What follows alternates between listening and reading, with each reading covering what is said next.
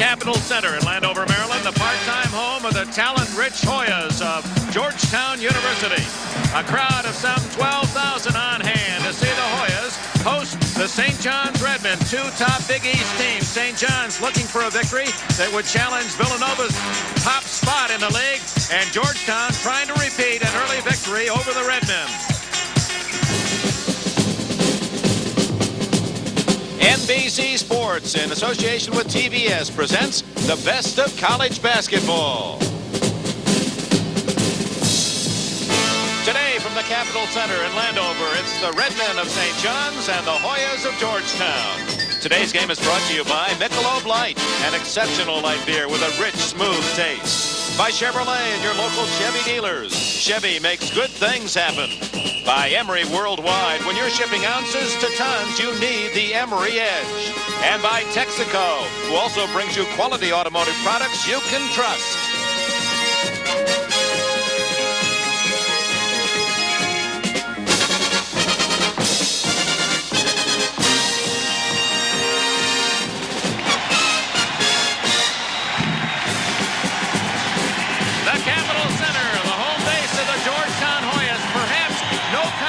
Has gone so far so quickly as the Big East. You'll see a sample today, Georgetown and St. John's. Hello, everyone. Dick Enberg along with Al McGuire. We're going to see two outstanding freshmen today.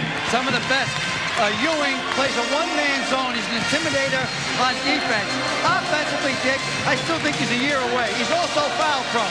Pat Ewing, the 7-foot center of Georgetown, and St. John's will counter with their own first-year outstanding player. He's 6'6" guard, Chris Mullen. Well, what he's got, he can Charlie Klein the ball in from about 40 feet. Also, he has the poise and confidence of a senior. He is a keeper. And both these teams, not only with outstanding upperclassmen, but as is the case throughout the Big East, so many outstanding freshmen and sophomore players. We'll have the starting lineups for you. St. John's and Georgetown from the Capitol Center right after we pause for these words.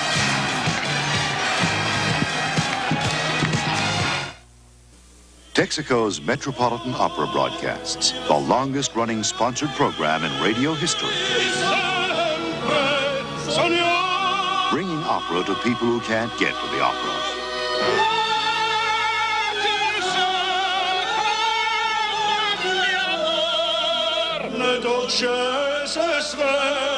Can you drive that well? Texaco, your ticket to the opera for over 40 years. You don't have to put up with hotel excuses like the maid, the TV man, or the plumber is gone for the day. Because Holiday Inn gives you this no excuses guarantee. Everything in your room will be right, or we'll make it right. No excuses. Or that night, you stay free. You don't get this guarantee from any other hotel chain. Not one. So, let us take care of you. Holiday Inn gives you a guarantee, not excuses. American Express presents... I've discovered a cure for the common cold. The American Express card. Just take it to United Airlines and ask them to put you on their next flight to Hawaii. United says Hawaii's their little corner of the world. May I help you, sir? Oh, yes, you can. I'd like to go to... Hawaii? The American Express card. Don't leave home without it. Sometimes a simple river crossing isn't so simple.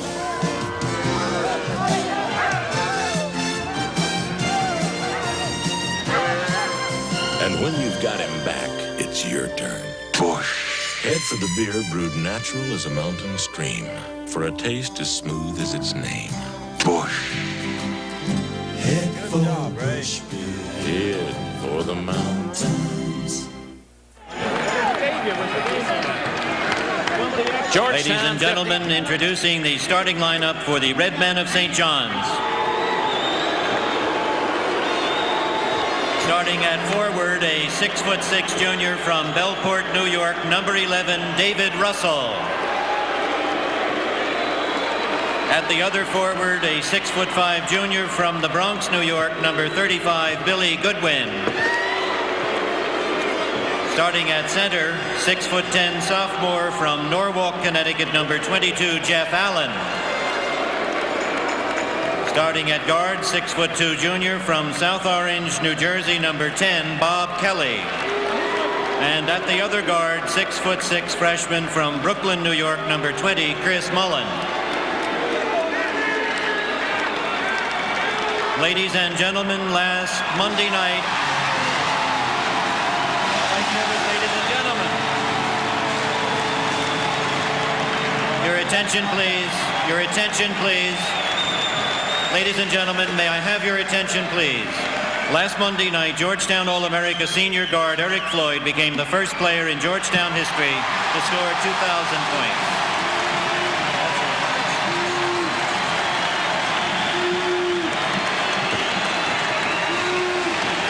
And now introducing the starting lineup for the Hoyas of Georgetown. Starting at forward, a 6'5" senior from Potomac, Maryland, number 32, Eric Smith. Starting at the other forward, a 6'7" senior from Washington, D.C., number 40, Mike Hancock. Starting at center, 7-foot freshman from Cambridge, Massachusetts, number 33, Pat Ewing. Starting at guard, a 6'5" sophomore from the Bronx, New York, number 20, Fred Brown. And at the other guard, 6'3" senior from Gastonia, North Carolina, number 21, Eric Floyd.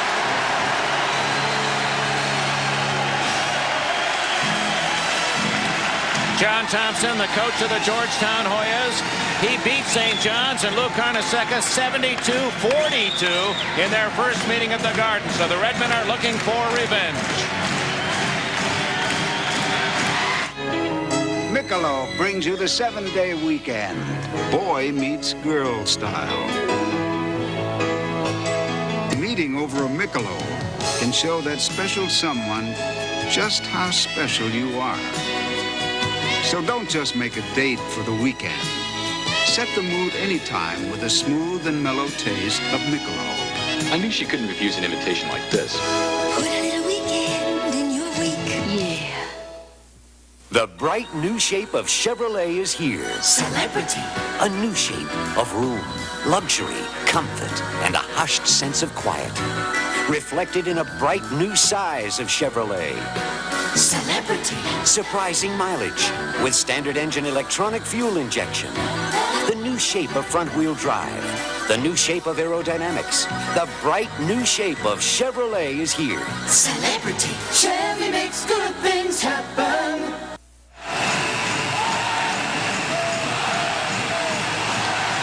Ready for the tip-off.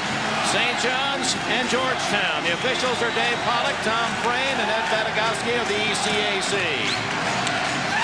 Our first look at the sensational Pat Ewing, number 33 in white, the high school player of the year out of Cambridge, Massachusetts.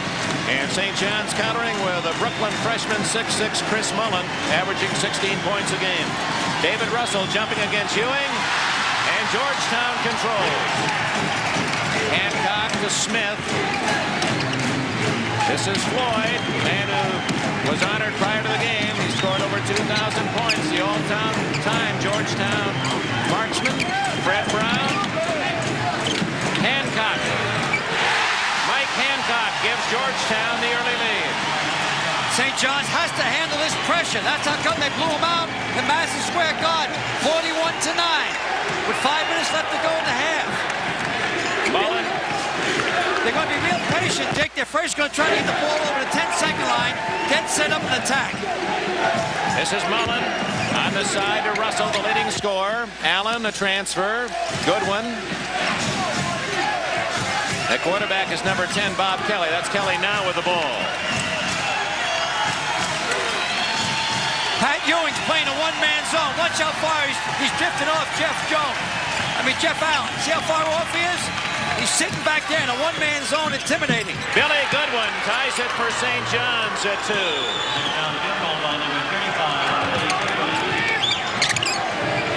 Sleepy Floyd, Eric Floyd makes it 4-2 Georgetown.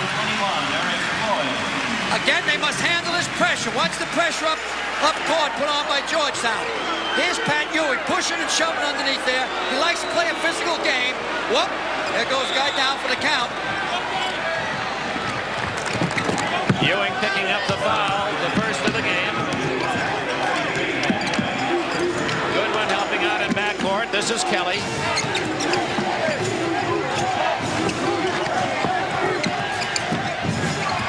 Rebound to Brown. Hancock. He's a little short. Out it comes the good one. Stolen by Hancock. Brown. On the turnover, Fred Bound makes it 6-2. If you're going to break Georgetown's pressure, you must get the ball in the middle.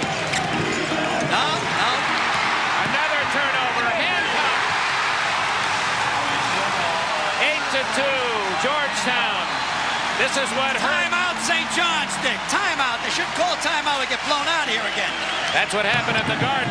It was the defensive pressure in the backcourt, forcing turnover after turnover. If you watch the next time, they must get the ball in the middle against pressure. Good one, rebound, Russell. And David Russell has his first points. It's 8-4. Louis up and off the bench over there, trying to settle his team down. St. John's now is in the zone, a 2-3 zone. Into Ewing. His first attempt blocked from behind by Mullen. Look at Louis. He's right in the sidelines there, giving instructions. Eric Smith, not there. Goodwin rebounds. Kelly brings it up. Nice feed to Mullen, and he was fouled. Number 20, Fred Brown, appeared to get him from behind.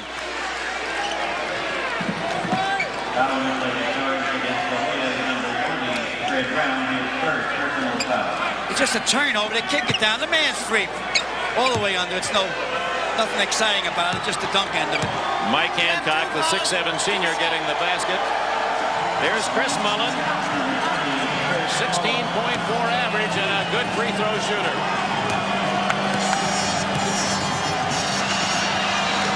He makes it 8-5. We played nearly 3 minutes. We got that trend throughout the country now. They're really shaking, baking the back of that basket, the student body.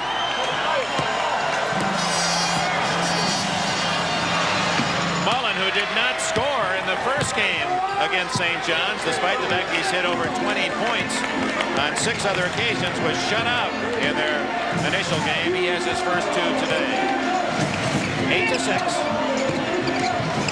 Floyd can't hit. Mullen rebounds. 6'6" guard. Kelly marks out the instructions. David Russell. It's the type of game that St. John's wants. Set up now, run their plays, run their patterns. Jeff Allen playing the high post, knocked away, and controlled. Was tenacious defense that Georgetown puts on. Good one over Ewing. Hancock to Floyd. Eric Floyd makes it 10-6. Out of bounds to St. John's. Still trying to rattle St. John's. Watch Eric Floyd this time coming down court. Watch how he covers his body in midair. He dances in the air. There he goes. He claims that it was his schoolyard practice against James Worthy, the fine player at North Carolina. As they grew up in Gastonia, North Carolina, he said Worthy was always bigger. I had to learn to do that. Mullen. And a foul on Smith. Let's see if they call goaltending. Oh, Lou wants goaltending. Goaltending, that's right, little Louie. Tell him. Tell him again. Come on back once more. Come on over. That's right, now tell him. Go ahead. 57-year-old Lou Carnesecca, the Italian. He's my buddy. We went to school together. Come on back, Louie, once more. They did not call goaltending. Mullen cans the free throw to make it 10-7.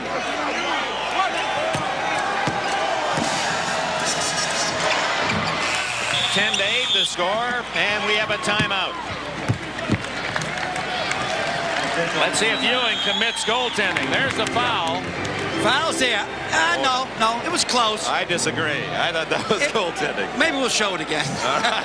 It's 10-8, Georgetown. Good opening. I like it. Over 8 million men who have tried the Gillette Atra razor like it. I like it. The Atra razor pivots to continually hug every curve and contour for a better shave than any razor that doesn't pivot. I like it. And right now, to get you to try Atra, if you buy 5 blades, Gillette will give you this Atra razor free. Free? I really like that. If you're shipping big and small packages, you could feel left out in the cold. If you don't know the company that has its own scheduled delivery of virtually any size package the next morning. Nope, it's not any of them. Introducing Emery AM. Only Emery delivers any size shipment from ounces to tons to most of America the very next morning. It's the Emery Edge. Take us up on it.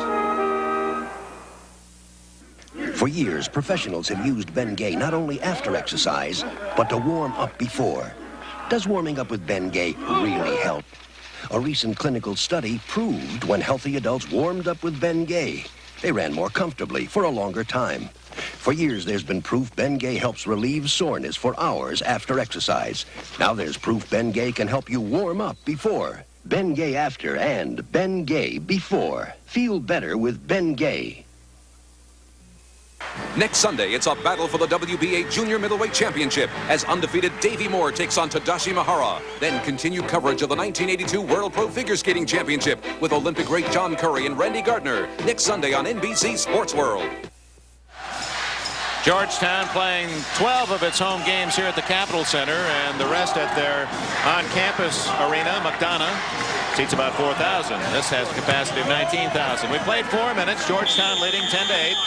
Both schools will receive a $1,000 scholarship from Honeywell, and we'll announce our most valuable player, obviously, later in the game. St. John's in the 2-3 zone. This is Floyd. He's his own breaker. Eric Smith. Can't hit. Good one. Kelly brings it down. Looking for the tying basket. Russell.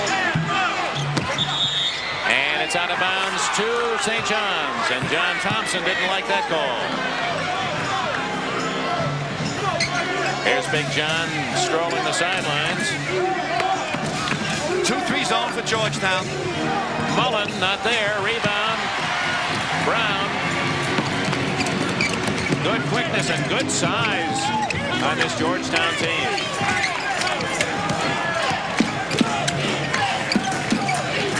Trying to block up underneath. You can see that zone sitting back there. They'll overplay Floyd Lanes.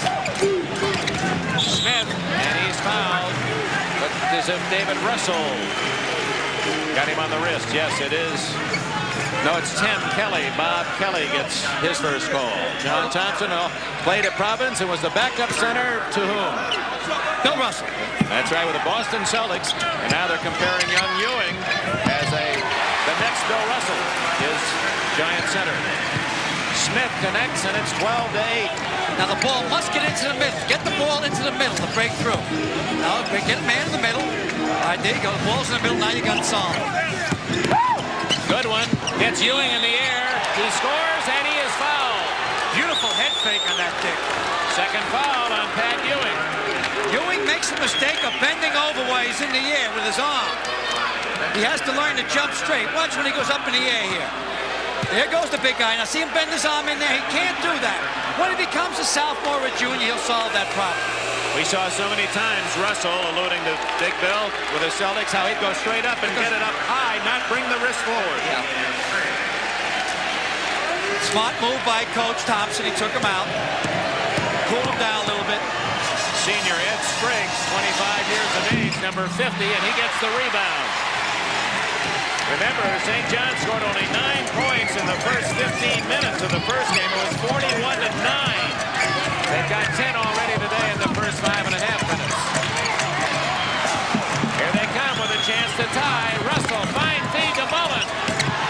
And the game is even at 12. Pro play. Give Russell the credit on that. Excellent pass. St. John's has shown many faces. There's a press up front here. Looks like a pinch. 1-3-1. They're very aggressive defensively. Wow. Turnover as Brown throws it out of bounds. Normally St. John's doesn't play that aggressive. Now we're turning around, and Georgetown's putting the pressure on again. John Thompson in his 10th year with the Hoyas. He's their winningest all-time coach. Lou Carnesecco succeeded the immortal Joe Lapchick at St. John's. Oops, he traveled. Pressure by Georgetown gets it right back. That was kind of a close call. I don't know if he was pushed a little bit or not. Let's watch it. I thought maybe Sleepy put his hand on him and pushed him. No, I was wrong. Good call by the official. Anthony Jones, number 11, comes in for Georgetown. He's the sensational 6'6" freshman from Washington, D.C. Number 11, they say he's a future star. That's Jones with the ball. Kicked by Mullen. You'll see him shooting from the top of the key, Dick. Coach, so many good young players in this Big East. Well, that's what's happening. This is hurting more the ACC than any other conference. Normally, the ACC would at least have 2 of these. The only school that can compete with the stay on the level it's been at is North Carolina and Dean Smith. But the rest of the schools in the ACC are going to have a problem cherry-picking kids out of the East, the Northeast. They're going to stay at home in this new Big East Conference. You saw Sleepy Floyd give Georgetown a 14-12 lead. Floyd was 6. Georgetown's in a 1-3-1 right now. Look for Mullen to shoot from the outside. Get it over to him. Mullen playing the far wing. There he is. There you go. Not there. Oh, no, on the rim. No basket. Billy Goodwin. They count it. They call it good. 14-14 the score is Goodwin. Cuffs it home. Dick, Louie hasn't sat down yet. I don't think they gave him a seat. Eric Smith off the Floyd. And he hits again. Great shooter, Eric Floyd. He's an All-American. AP voted him second-team All-American last year. And Bob Kelly, who only shoots about 3 times a game, saw some daylight. And Kelly, whose father, Bob, was a coach at St. Peter's of New Jersey, has his first goal. Floyd with the ball. He's 4 for 5. Field goal. Hancock misses. Mullen rebounds. 4-on-1. Turned it over. He had the advantage and turned it over. Here we jump back 2 baskets where I thought the ball was on the rim. Watch it. Here's where Chris puts the ball up. It dances around up there a little bit. But I thought the man, nope. Good call by... Took it in. My eyes must be tired. I'm going to have to eat some more carrots. It's a timeout. 12 minutes and 33 seconds remaining in the first half. St. John's and Georgetown in a battle. They're tied at 16. Camaro. Shadow. Sport Coupe Camaro. Shadow. Hot new hatchback, ultra sleek. Shadow. Camaro Veronetta inner space. Shadow. Slick, sweet, feel the beat. Shadow. Z28 on the street, feel the heat. Camaro. Chevy Camaro, so new, it'll have the competition chasing. Shadows. The sun fades away, and the shadows say slow down. Time to put aside the long day's ride and pass the good times around. Bush. Head for the beer brewed natural as a mountain stream, for a taste as smooth as its name. Bush. Head for Bush. Yeah, for the mountains. Next Saturday, don't miss a full day of outstanding college hoops. First, incredible regional action, followed by the DePaul Blue Demons against the explosive Marquette Warriors, or an ACC shootout as Duke takes on Maryland next Saturday. We're pleased you joined us. It's been a busy NBC basketball weekend. You know, this is a graduate of St. John's, the Redmen, Al McGuire. Did you wear those back in your heyday in Brooklyn? No, St. John's is truly in the East is the Notre Dame of basketball. That's right. They started some of those doubleheaders. Ned Irish, your old friend and coach. Yeah. Well, he wasn't the coach. He was the one that started the Madison Square Garden. There's the score of their first game, a blowout by Georgetown. As we told you, they were ahead 41-9 late in the first half. It's tied at 16, 12-20 left in the first half of this one. St. John's in a 1-3-1 trap. This is Jones, and the other outstanding Georgetown freshman, Bill Martin, 24. That's Martin with the ball now. They have 3 freshmen that some say could be the greatest front line ever in college basketball. Inside, Ed Spriggs, the 25-year-old senior. Well, they did have the #1 recruiting year of any college in the country. more of a token press. It might develop more at half court. No, it's just a token press that time. When you mentioned Ed Irish before, Dick, he was the man that really started the doubleheaders at Madison Square Garden. He died about 2 weeks ago. He was a great person for basketball. He's in the Basketball Hall of Fame. The great coaches at St. John's with Joe Lapchek, with Frank McGuire, Frankie Molzoff, Dusty DiStefano, Buck Freeman, and on and on.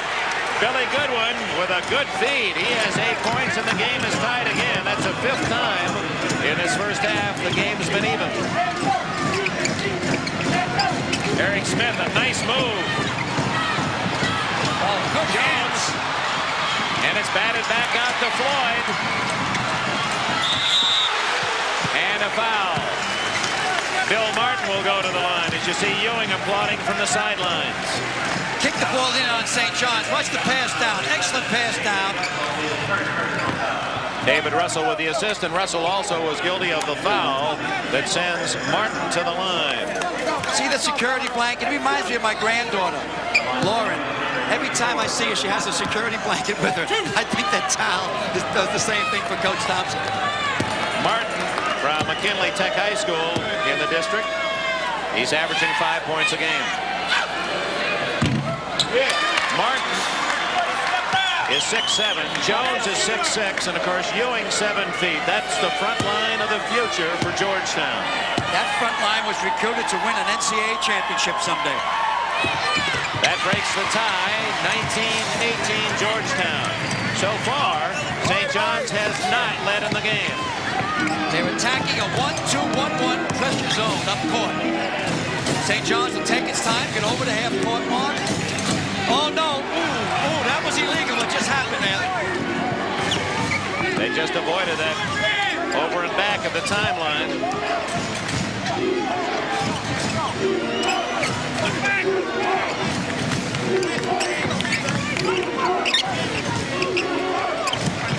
Goodwin inside to Russell, the left-hander.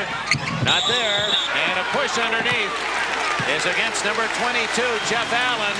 Now you tell me if this ball, if the fella didn't touch backcourt for his Chris's pass. Now let's catch it. Here he comes over. Uh-oh. That was a no-no. The referees owe us one. I knew you'd get him sooner or later. You got your Hawkeyes out today. I want to catch the Zebras. 19-18. Georgetown leads it as we approach the midpoint of this first half. Get it over to Eric. Let it go, Eric. Eric Floyd, not there. Out it comes. St. John's Goodwin, 2-on-1. Kelly and Mullen inside to connect. At 6'6", the freshman can move inside. And for the first time, St. John's leads in the game, 2019. Exactly 10 minutes left, first half. All right, now they got the lead. They're a little bit more passive in their 2-3 zone. Brown deflected out of bounds, and it goes to St. John's. Watch Chris Mullen here when he gets the ball underneath. He has control. He seems that he's capable of getting a lot of three-point plays. He scores in traffic. Kelly brings it across midcourt. Number 23, Bill Wennington is in for the first time for St. John's. He's their 7-foot freshman center. Basketball is a funny game, I was going to say, Dick. You know, sometimes that rim is like a teacup, and the next game is like a rain barrel. Here last week, last month when they played Georgetown, St. John's was embarrassed. The ball players wouldn't talk to any reporters. They kept the locker room door closed. 41-9. One of the all-time blowouts. This is Mullen, way short, but Goodwin, he can't get to it. It goes to Georgetown. Here comes Ewing off the bench. Luke Carnesecca appealing his case to his players. Passive John Thompson, his counterpart. Ewing back in. And Eric Floyd is out. So it's Brown and Smith in the backcourt for Georgetown. Brown brings it up. Ewing, Martin and Jones, the all-freshman front line. And there's Martin giving Georgetown the lead, 21-20. 9 minutes left, first half. Goodwin can't save it. Oh, a foul is called. What That's a tough call right in front of John Thompson, the official. Look at the size of Thompson to the official. You talk about intimidation. Look at the size of the official. He's eating peanuts off his head. All right. Watch Ewing playing the one-man zone in the back. The pressure's up court now. There's 4 guys up court gambling. And Pat Ewing stays back here playing a one-man zone. He'll keep giving ground. Now back to live action. St. John's trailing by a point. 8.5 minutes left first half.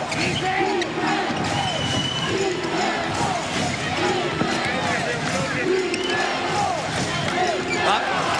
Almost traveling against Kelly. Boy, Pat Ewing is active in there. He's waving his arm. He's blocking up the middle. From the corner. Not there for Russell. Eric Smith.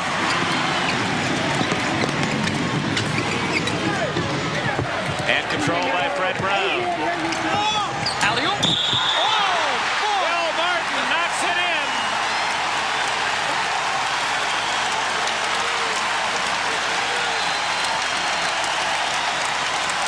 Well, that brought Al McGuire right out of his chair. It's an alley-oop. It was kind of surprised how it went right in.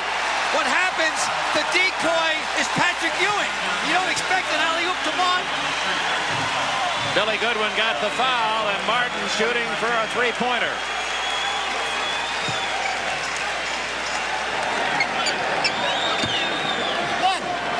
Now watch the pressure form real quickly right after if he makes the foul shot. Our other game today, 18-16, the Hogs leading the Deacons. Ooh, Winnington up high, almost threw it right back to Georgetown. Now the pressure comes at half court with a 1-3-1 trap. 23-20, Georgetown leads it.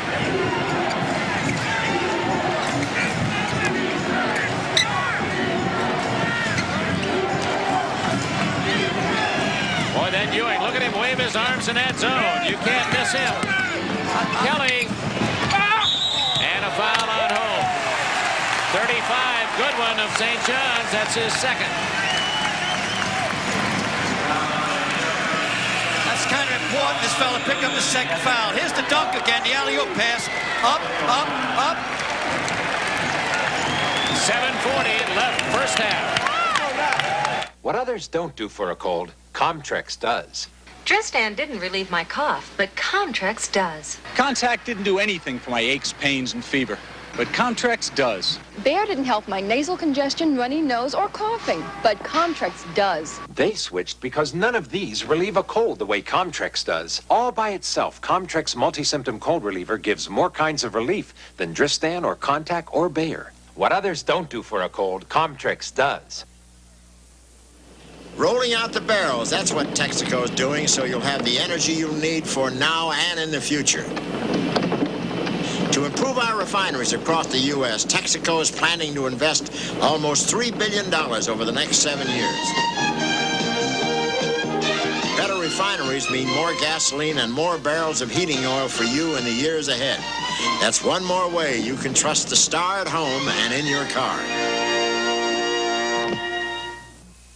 Next Sunday, it's a battle for the WBA Junior Middleweight Championship as undefeated Davey Moore takes on Tadashi Mihara. Then continue coverage of the 1982 World Pro Figure Skating Championship with Olympic great John Curry and Randy Gardner. Next Sunday on NBC Sports World. Big day here on NBC. You saw the outstanding figure skating in the World Professional Championship. And following us, the San Diego Open, Johnny Miller trying to win it from that very first tee. What a 3 rounds he's put together. 3 shots ahead of the player of the year last season, Tom Kite, Weiskopf, Watson, Zeller, all within range. But it's Miller trying to sweep right through the 4 rounds of that tournament in La Jolla. Stay with us. Kevin Williams, number 12 for St. John's, in for the first time. 23-20, Georgetown in front. 7.5 minutes left first half.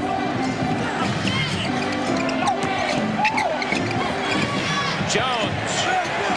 He's a good outside shooter. That's the biggest lead, 25-20 for Georgetown. Letting them bring it up over half court, then a slight attack after they get over. St. John's needs a basket here.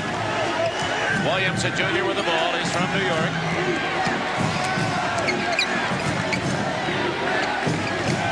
Boy, it's a good defense.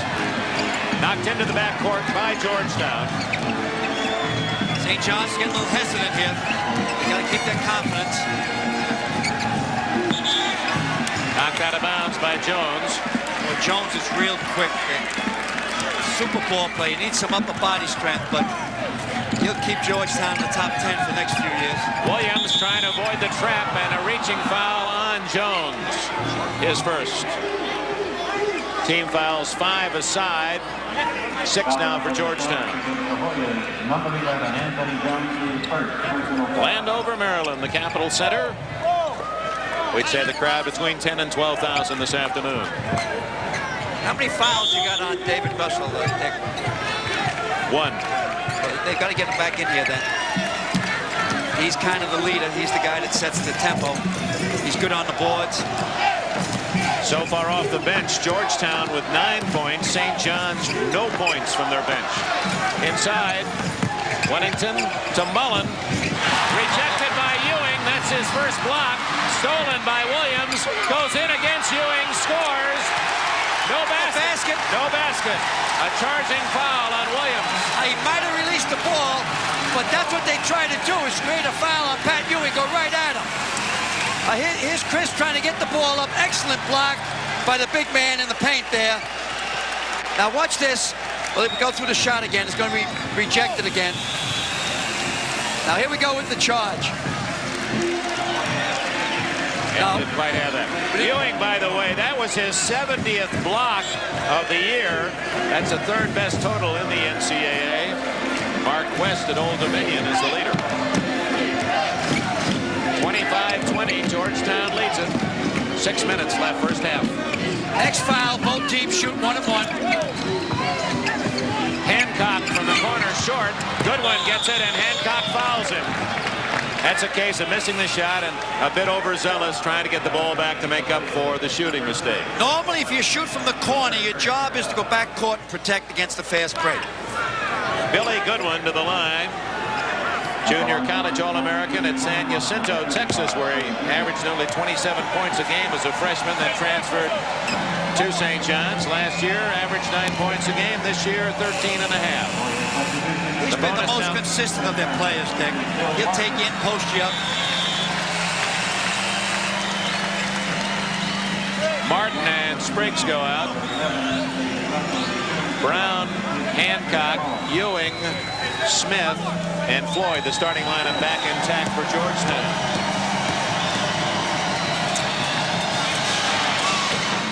That's 9 points for Goodwin as he earns the second.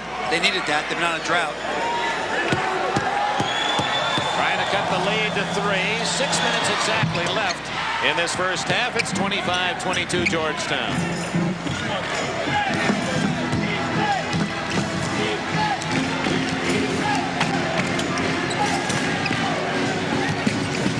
Floyd with the ball at 6'3", the shortest man on the court for Georgetown. Hancock knocked away. Williams, and a foul. No, they call that a turnover. Boy, Williams got pinched pretty hard. Well, what happened then, Kelly stole the ball, put his hand in there, and he tried to go before he had possession of the ball and turned it over. He did walk.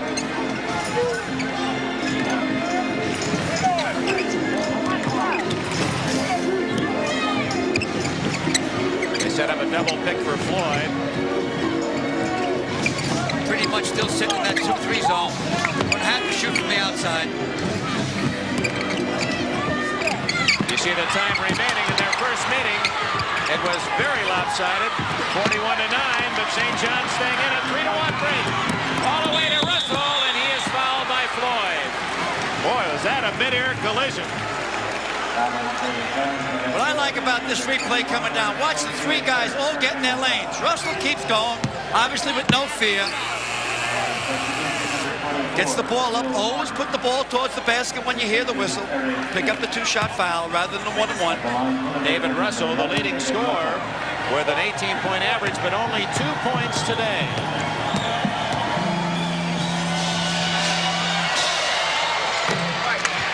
(25-23). Here's one going to catch some hands again if we could. Right back of that backboard. Now watch him start to wave, hi, Mom. Saw plenty of that in Syracuse. 25-24. So St. John's pulls within one. 5:11 left.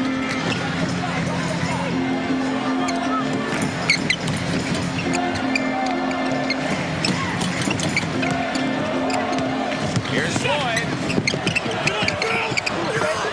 Ewing. And Weddington takes it away from Ewing. St. John's has led only once in this first half by 1 point. Whoops. There's Ewing. Go, go, go, go, go, go, go, go, go. Oh! He only took 17 steps. And they're going to call that goaltending. Goaltending? He took a sprint of 60 yards, Dick. Watch him. Here he goes. Go, go. Pick up speed. A little bit fast. Now stop walking. 1, 2, 3. He didn't dribble. His last dribble was 25 feet from the basket. That is some kind of stride. That's what they say. The best thing about a freshman, he becomes a sophomore. Ewing is credited with the basket, nevertheless. His first of the game. It's 27-24. Into Weddington as they try to get it over, and did. Ewing, and it's out of bounds to Georgetown. 4 minutes and 18 seconds left. Let's go back to Ewing. It goes Jesse Owen. Ooh, look at the size of that step. Now don't forget that guy's 7 feet. Oh. And Weddington got his hand up into the goal, and that's why Ewing was credited with a basket.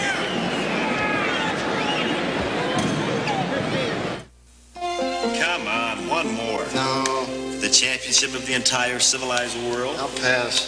And the Michelob Light. I'll serve. Would good friends really go at it this hard just for a beer? Well, consider it's Michelob Light, and that means a rich, smooth taste you can compare to any beer you like. I thought you were tired. Nope, just thirsty. Michelob Light. Compare the taste. I'm a small businessman. When I stopped running around the courts, I started running my own restaurant, and I needed all the help I could get. So I went to Xerox for some coaching. They have the widest range of copiers to choose from, the largest service team around, and they'll even arrange financing, which are things even a big businessman can appreciate. Hi, John. Like my friend Pee-wee here. Call Xerox at 800-648-5888. Next Saturday, don't miss a full day of outstanding college hoops. First, incredible regional action, followed by the DePaul Blue Demons against the explosive Marquette Warriors, or an ACC shootout as Duke takes on Maryland next Saturday. 27-24, Georgetown leads it. Here's that play by Ewing. Watch where he takes his last dribble. That's it, right there, outside the circle. That's outside the three-point circle. So that is, he stopped the dribble at least 25 feet from the basket. 28 feet. And here he goes. And then Weddington knocked it out of the goal for the two-pointer. That's the first time I've noticed the guy has to come down to dunk. He gets too high even to dunk. Floyd inside. Good rebound by Spriggs, blocked by Weddington and controlled by Williams. And he's on the sidelines. Tough break for Williams. Ref was right there. No controversy. Louis was there too. Hold it, take it easy, Sam. Take it easy. Sit back there. Right in this ball game. Jones, Martin are on the front line now with Spriggs for Georgetown. Floyd, 25-footer.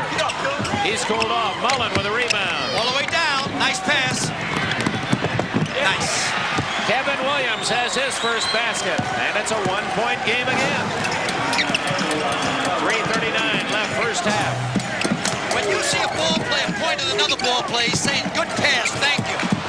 It's done offensively. I don't know if you fans realize that. Anytime a ball player points at another ball player, after this play here, you'll see Chris Mullen throw the ball all the way down court. Now, after he scores this basket, well, I don't know if you can stay with it. He'll point to say thank you. That means thank you. Do it again, please. 27-26, St. John's with a chance at the lead with 3:15 left in the half. Russell around Spriggs, and he's hammered by Martin. Couldn't do too much back there. Had him caught under the basket. They shouldn't have reached in. Again, we're in the 1-and-1. And St. John's is in this game because of their free throw shooting. 8 points for St. John's from the line, only 1 for Georgetown.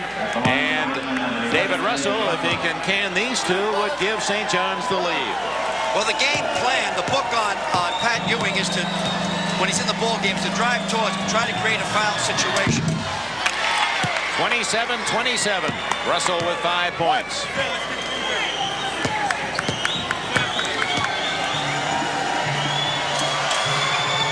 St. John's leading for only the second time in the game. So that 5-point lead of Georgetown's has melted away.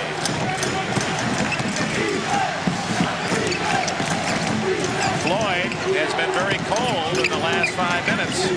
Kind of shoots from too far out, in my opinion. I know he's an excellent shot. He's an All-American. But I think a little more patience, he can get it about 3 or 4 feet closer. Brown trying to set up Floyd. And a nice block by Williams. Floyd gets it back. Boy, Williams quick off his feet, huh? 6'3", matching the height of Floyd. Martin partially blocked by Wennington, and Mullen almost with a steal from Spriggs. Here comes Eric Smith back in for Georgetown, number 32, and Jones goes out. Both coaches doing an excellent job. Smith, quite an athlete in high school. He was a great quarterback in football as well as All-State in basketball. There's an opening right on top of the key, right where he is now. Brown. Wennington knocks it out. Russell with the ball. St. John's leading 28-27.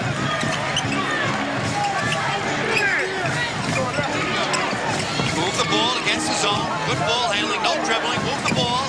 Swing it around again to the other side. The guy will be open. Swing it. Into Russell from the baseline. He likes that shot. And that's the biggest St. John's lead, 30-27. You high school coaches, grade school coaches, you don't dribble against the zone. You pass.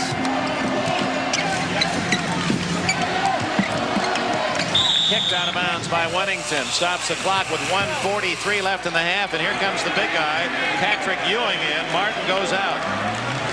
Kind of a dangerous time to put him in, Dick. He has 2 fouls. He could possibly pick up his 3rd here. I thought maybe Georgetown would ice the ball and be happy to get at halftime with him only 2 fouls. Thompson with both of his big men in there, Ewing and Spriggs. Spriggs is 6'9". Eric Smith connects, and it's 30-29.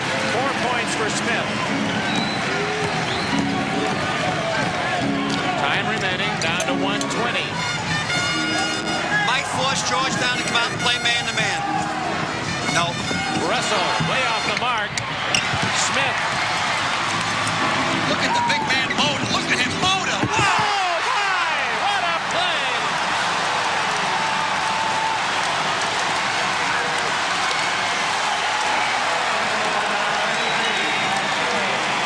Sensational!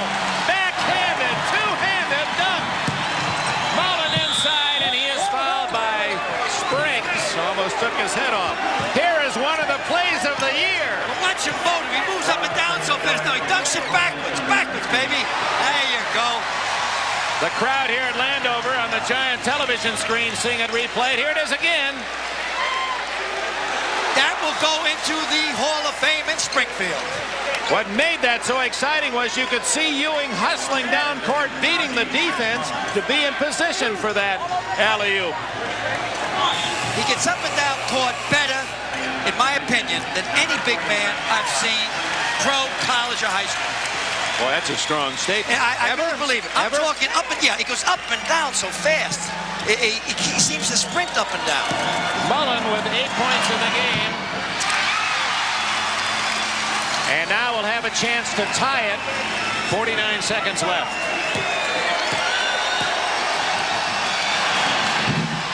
Misses them both. It remains 31-30. Georgetown going to go for the final shot. Good play by Thompson, taking out the big guy. They wouldn't pick up his 3rd foul. St. John's has to come out. They're supposed to come out and play man-to-man. seconds. Brown with the ball. He says something to Eric Smith. Hey, it's going to be a technical foul. You got to come out, St. John's. You're losing by a point. 20 seconds. It's a technical foul. Ref, blow the whistle, will you? You got to give him a warning. Now they give the warning. Now it'll be a technical foul. You have to warn him first. Floyd, not there. Rebound, Russell. 5 seconds. Let it go. Wennington. And a foul on Wennington for charging. Tough break. He did charge. He couldn't help it. He tried to get his balance. It was too late. 2 seconds left. Hey, they're supposed to take a one-on-one foul. No? John Thompson, Georgetown. 2 seconds left, trying to get that final shot. They're going to put Ewing in now. We'll see if they throw the long pass to Ewing. It wasn't a possession at that time. That's why I didn't have the one-on-one. No, they'll sky the ball underneath here. Eric Smith should throw it right underneath. Put a loop on it. Alley-oop loop. No, didn't do it. Fred Brown almost knocked one in from way outside. So it's the most exciting first half. Pat Ewing giving this crowd at Landover a thrill with a couple of alley-oop dunks, and that two-handed backhander is one worth seeing again. We'll try to share that with you one more time. Most interesting halftime show featuring what many say the top college high school basketball player in the country. We'll be right back. Gross weight at liftoff, 4.5 million pounds. Twin rocket boosters, 150 feet long. Fuel capacity, 1.5 million pounds. And helping support the launch of this behemoth, 4 Honeywell computers. Honeywell computers working together in a giant network are helping the Space Shuttle Columbia reach for the future. Honeywell, you should see what we do with computers. Mr. Copa? Yes? I'm your Bell System Yellow Pages representative. I'm here to help you. Well, I'm in the book. What more can I say? The Bell System Yellow Pages can do the talking for you. You know, the food is great. Mama does all the cooking. Well, say it. I said it. Say it here in the Yellow Pages, where 4 out of 5 people let their fingers do the walking. Mama, he's here to help us. Really? Give him my apron. Get the Yellow Pages talking. Mama does all the cooking. Let your fingers do the walking. The shape. Celebrity. The bright new shape of Chevrolet is here. A front-wheel drive shape. So aerodynamic, it requires less than 12 horsepower to cruise at 50 miles an hour. Surprising mileage with standard engine electronic fuel injection. Celebrity. The new shape of room reflected in the new size. The bright new shape of Chevrolet. Celebrity. Chevy makes good things Celebrity. happen.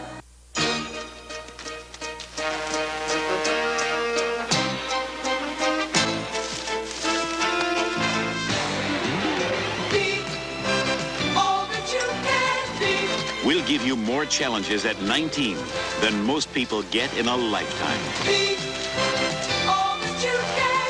Right on time. First squad reporting, sir. Good job, soldiers. In the Army. Kathy Lee Crosby, the Major. Love returns from out of the past, but will the future allow her to keep it? World War III, the ultimate human drama, Sunday. At halftime, Georgetown leading by 1. Billy Thompson, they say the top high school basketball player in the country. He's going to announce where he's going to school right after we pause for these words.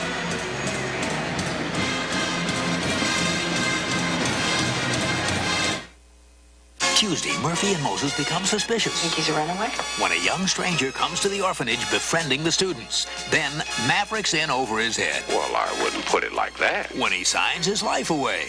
Then Constance's lover is accused of being a thief. New Jersey. Yes, he's probably the best high school ball player in the country. By all the charts and all the books and all the services, how he got things serviced, that put him #1.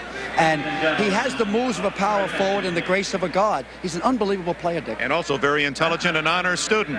Billy Goodwin, the subject of our halftime interview. And right after the interview, he'll announce where he's going to school. Billy, it seems that throughout the country, you're the #1 high school senior this year. What is your responsibility back to basketball? Well, being rated #1 player, and our team is also ranked #2, which is a high rank, I feel as though I have to play a very leadership role on the team because a lot of players are young this year and they're looking to me as an outlet of all the pressures that they have on them. And I try to help them out during the game and during the process of the whole season because there's a lot of pressure involved. And on the court, I try to maintain a lot of concentration because if I don't have the concentration, then I wouldn't be able to produce and do the things that I need to do on the court. Has recruiting affected your studies or has it affected your size of your head? Size of head, no. Studies, a little bit. But yes, it tends to because in the past I visited several schools and they were like right after each other. And I would be out of school for a couple of days and miss a lot of homework assignments. But fortunately, the teachers here at Camden High School are very helpful in that they realize my situation and they try to go around it and help me out with my studies when I get back and help me after school if I come back, and I wouldn't miss too much of the assignments. Well, you're on the National Honor Society. Yes. And are you a B student, A student? I'm a B+ student right now. I don't know where I'm at because there's so much been happening. I don't know the grades, but I'm doing pretty well. I made the honor roll the last two marking periods. When you do pick the college, and obviously it's down to 6 colleges, universities at the present time, would the relationship to home be important? The distance from the school? Not really, because I've been away from home a lot, and I seem to think that I'm mature enough to be responsible for what I do, and I don't think I need to be around my parents too much because I have to go out and make it on my own, and my parents can't go to if I were to have a job, they couldn't go to my job with me and sit there and help me do my work or what have you. I'd have to be on my own, and it's a nice time to start now because I'm being in college for 4 years, and it's only 4 years away from my parents, so it's not like I'm gonna be gone forever. Would you prefer to have Billy stay close? Definitely. When did you first notice that he had that little extra, that little cut above the other players? Well, as Billy was living with his uncle, we attended every game because this was a good opportunity for us to really be with Billy and see Billy. And after each game, I would sort of analyze his playing, and I would say, Billy, come here, I want to talk to you. And he'd say, yes, Mom. And I said, Billy, you need a little more practice on certain thing, this particular thing. Eventually, one day, I said to Billy, I don't have to tell you anything else. I said, you've got it. Yeah, I said, I think you've arrived. Will he be an All-American? I think he's a definite prospect for an All-American. He has that potential. He's a hard worker. He's a very good offensive player, tremendous defensive player.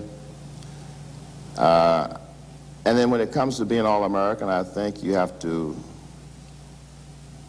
worry about where he goes to school. It means a lot. If he goes to the proper school, will they project him as an All-American? Will they project him as I have projected him? I would hope that I would be able to go beyond high school and go to college and be successful because that's going to be important to me and my family. Billy Thompson. Where will he go to school? Those were his final 6. And one by one eliminated. And his choice to enter Louisville. Boy, that's got to make the Cardinals and Denny Crum happy. Of course, Milt Wagner, who is a freshman now at Louisville, was a high school teammate of Thompson. And it appears Louisville's got a continuing bright future. I really didn't know till today where the kid was going and what he will do. He fits into their system. He's a mobile-type ball player, plays the whole 94 feet, what we call coast to coast. So congratulations to Coach Crum and his coaching staff. And speaking of coast to coast, let's go from Landover, Maryland to San Diego, California. The golf report from Don Crickey. Things have begun to tighten up here at the Andy Williams San Diego Open. Johnny Miller's lead was 3 shots at the outset of the day, but it's been cut to 2 by Tom Kite. As you see, Tom Watson very much in the chase here. Good afternoon, everyone. Don Criqui with Bruce Devlin on another beautiful day in Southern California. Johnny Miller said at the outset of the day he's the best front runner in golf. Awful tough to catch if he has a lead going to the final round, which he has today. But, Bruce, right now, Kite and Watson are putting some stuff on him.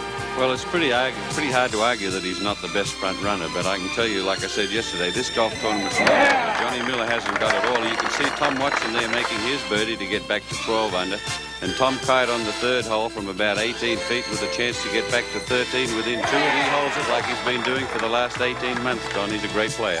So we've got some great action coming up, live coverage of the final round of the Andy Williams San Diego Open. But right now, let's go back to basketball. All right, Don, it's 31-30 at the intermission. I guess in introducing Billy Thompson, we said Billy Goodwin. Goodwin was on our mind. He leads all scores with 10 in the first half. We'll check all the other statistics right after we pause for these words from your local station.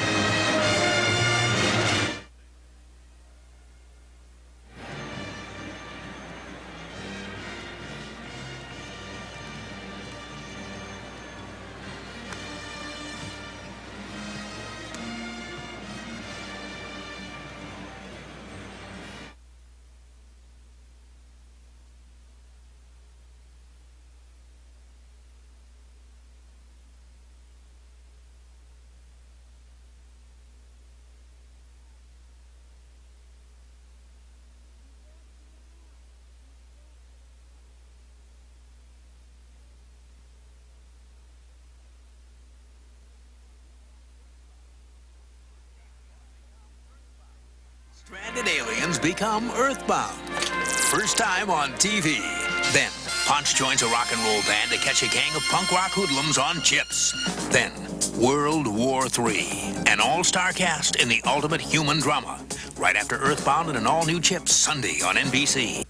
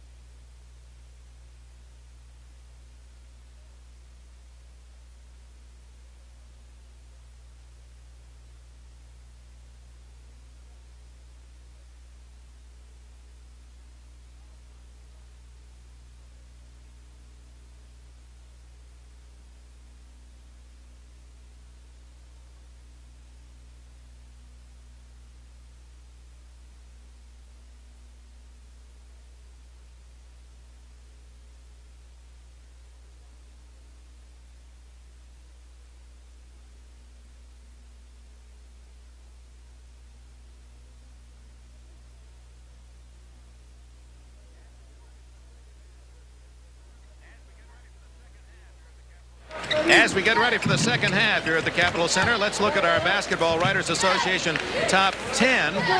We'll look at the bottom 10 later. Of course, this vote this morning, the top 5 teams, all winners yesterday. Missouri remains unbeaten, number 1, getting 7 first-place votes.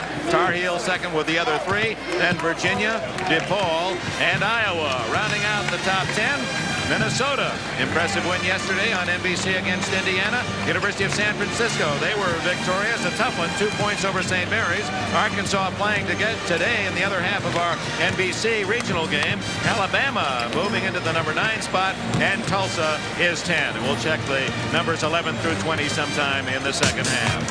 College basketball is being brought to you by Budweiser. For all you do, this Bud's for you. By Pontiac. Test drive a new 1982 Pontiac at your Pontiac dealer, because now the excitement really begins. By the U.S. Postal Service. Discover stamp collecting. Discover the America you may never get to see. And by Honeywell. You should see what we can do with computers.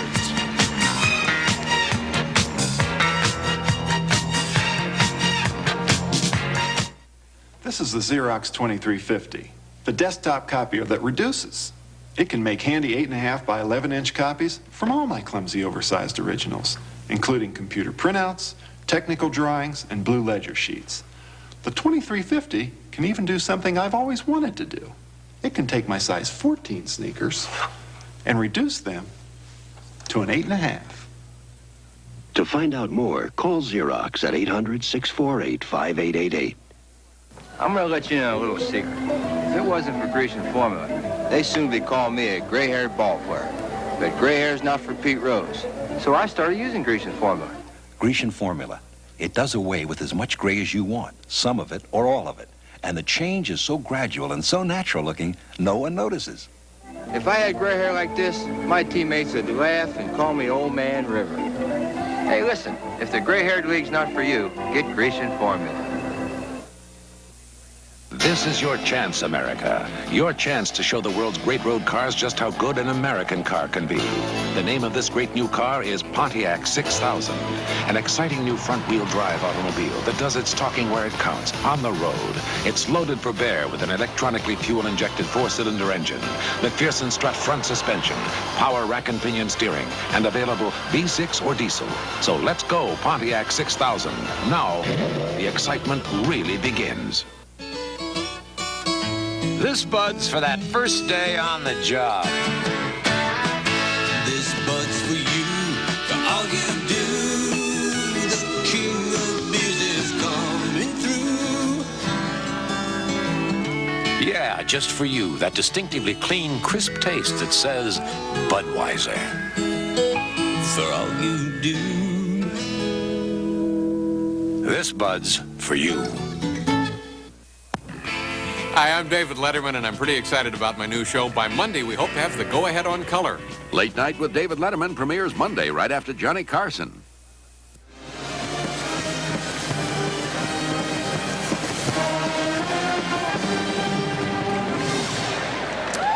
Georgetown University band with the NBC theme. Nicely done. Let's look at the first half statistics as Lou Carnesecca might look at them. Well, the field goal percentages are really poor, but they're even. The difference in the game, obviously, is the free throws. St. John's has scored 1/3 of their points from the free throw line, where Georgetown only got 1 point. Surprisingly, St. John's with 9 turnovers, and Georgetown only 5. You'd think that Georgetown be leading by more. No one's in foul trouble. Free throws are actually 10 for 13, not 23 for St. John's. 10 out of 13, but 9 more points from the line, and that's kept St. John's in the game. That's the way, Eagle Eye. Individual scoring, 10 for Billy Goodwin to lead St. John's, 8 for David Russell, and 8 for Chris Mullen. Georgetown led by Sleepy Floyd with 8. Bill Martin off the bench with 5. Hard to believe that Pat Ewing scored only 4 points. Seems like about 20 because his 2 goals were so dramatic. Well, his presence scores an awful lot of points because it psychs out the opponents. Obviously, the arrows point St. John's way. We are now starting the second half. I still like your idea of playing the national anthem at halftime so people know that they're about to begin play again since there's no jump ball. Game was tied 5 times in the first half. St. John's led by as much as 3, and Georgetown's biggest lead was 5. Look how far Patrick is off Jeff Allen, number 22.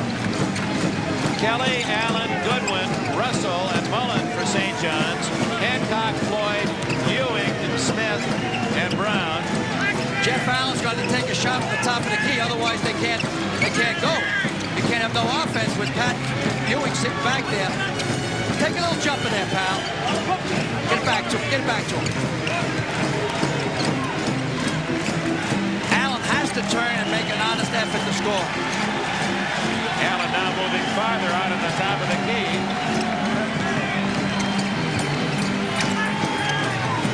Ewing with that big wing spread, covering the lane. Take a jumper. Will you take a jumper, please? Goodwin comes back outside. Well, St. John's is doing right. Obviously, they want Pat Ewing to come out and play man-to-man, but he has to take the jumper, pal. A minute 20 seconds. There's the first shot of the second half. Mullen, Russell, rejected by Ewing. That's his second block. Eric Smith. And Georgetown leads 33-30. 6 points for Smith. Ball into the middle, breaks the pressure. Setting up the same defense, Georgetown. Mullen, way off the mark. Rebound to Floyd. Smith again. Hancock.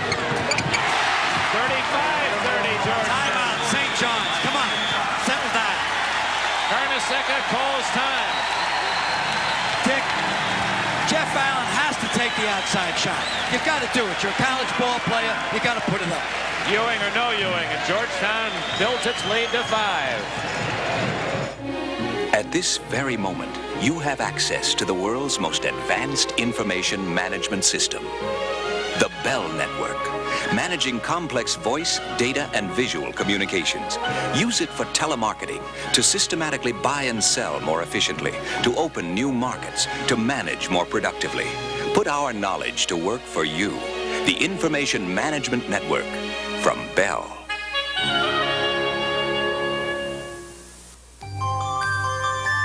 We know there is intelligent life on this planet, but it takes the right environment to make it thrive. One that feeds the mind as well as the body. An environment that recognizes the power of ingenuity, encourages it, rewards it. Bendix creates this environment for its people, and they help to create the future. Bendix, the power of ingenuity. You can feel the anticipation in the pit of your stomach because you're about to take the first real drive in your new Firebird Trans Am. Your pulse quickens as the exhilarating 5-liter V8 comes to life.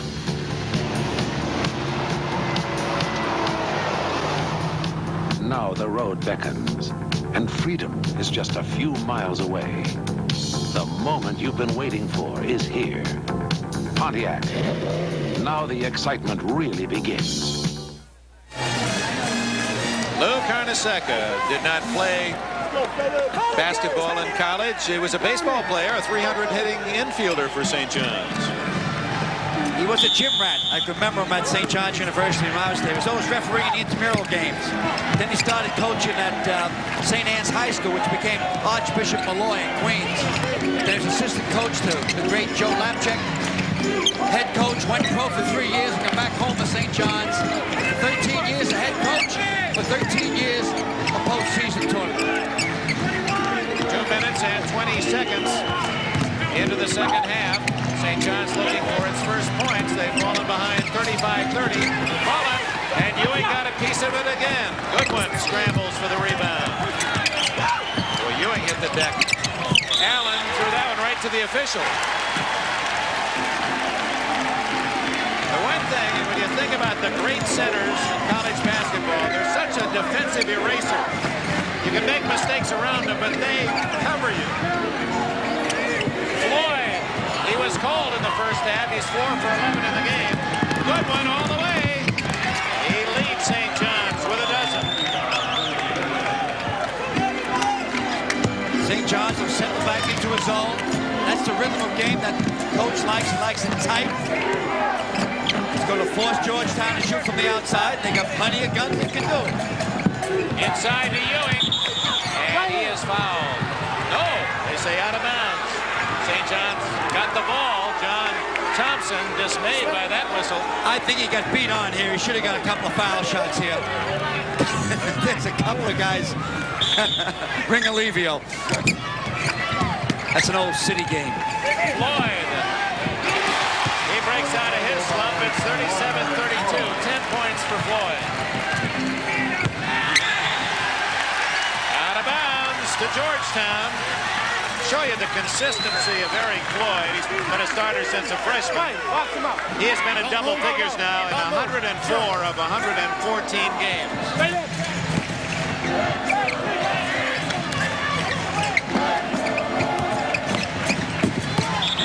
Reaching in, Kelly of St. John's. His second foul. 3.5 minutes played in the second half. Carnesecca's Redmen with only 2 points have fallen behind 37-32. Nice head fake. Beautiful feed by Floyd to Eric Smith. He has 8. That's the biggest lead of the game for Georgetown. See, once you get the ball in the middle, the zone breaks. All you have to do is have patience against pressure. Second foul on Eric Smith. John Thompson, 6'10", 300 pounds or lighter. Looks like he's shaved off some weight. Fine man.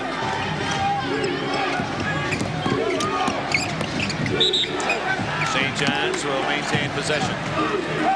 They need a basket, down by 7. They've lost their cohesiveness with indecision. You're getting monosyllabic this weekend. That's him hanging around with doctorate. I thought all doctorates smoke pipes. All the way goes Mullen. He saw an opening. 39-34. Mullen now with 10.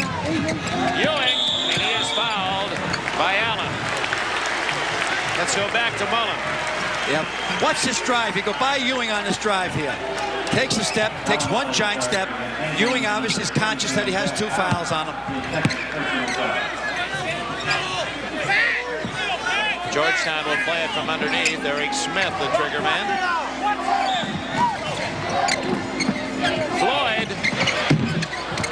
Boy, look at that Ewing get up there. Pat Ewing. I like the way he stretched out that time, Dick, for the first time, and just moved the ball more to the left. Georgetown back in front by 7. They get the ball to Kelly. Good one. Not there, Russell. Ewing has another block. That's 4 by our count. Mullen seems to have a nose for the ball. That's a foul on Patrick. Ewing Patrick moving out. He put his knee out. He could get hurt with something like that. Let's go back and see Ewing. Oh, this is down the other end. Now watch how he gets the ball bouncing around here a little bit, and he stretches out this time. Watch, he goes up and he stretches way out, and obviously a man among boys. Now here comes Kelly coming around. He puts his knee there. Wow. It's a pretty good collision. Ewing, born in Jamaica, his family moved to the United States at the age of 12. So his basketball life began at a later age, but boy, as he's grown, it has really developed. Highly sought after. Hundreds of schools were after Ewing. He recruited the coaches. They didn't recruit him. They get down to a very unique recruiting thing. They invited 16 coaches to visit, 2 a night, once a week. And they asked the coaches questions. The coaches did not ask him questions. And I think it was a pretty good system. But would you have gone for it? No way. I couldn't. I've got to be boss. You know, I can't be stroked like that. Mullen turns it over. Eric Smith scores, and he is fouled by Kelly.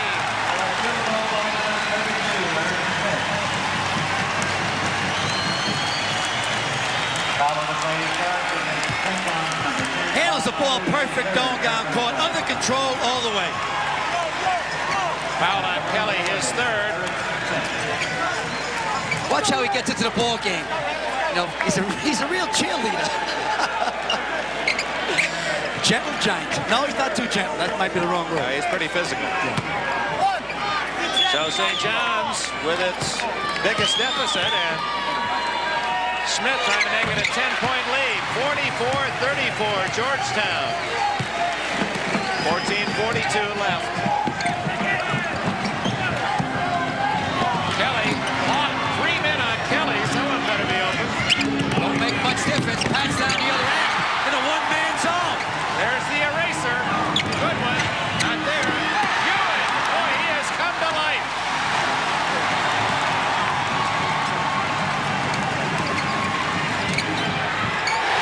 Hancock. And Georgetown leads by 12.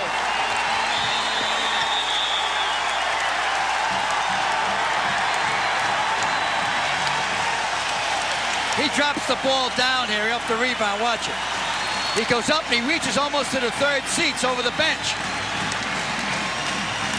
15-4, Georgetown has outscored St. John's to open a 12-point lead.